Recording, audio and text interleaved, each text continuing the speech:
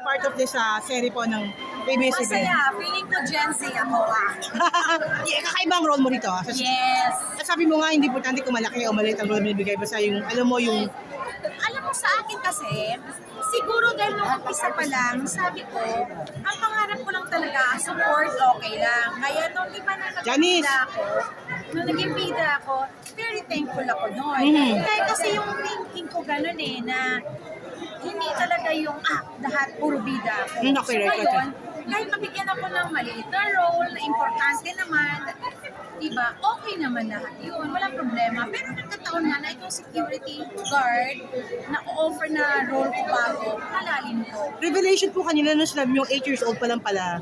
Pupunta na sa inyo si Andrea. Tama po ba ako? Ay, And now, ang laki na ng pangalan niya, okay?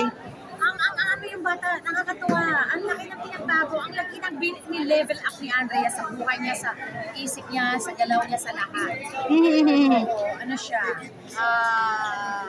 yung sinasabi niyo na siya na yung next Important star. Oh. star, yes, You believe in that? yes. Bakit ano po yun? Last na lang. Kamusta po ngayon si Arjo? We're very happy for him.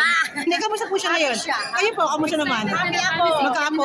Oo. Excited ka na ba? Ano po? Ano to ha? Senior high. Pero happy ka, excited na Oo kayo. naman, happy ako. Okay, happy kayo pa. Thank you, Miss Biang. Bye guys, po.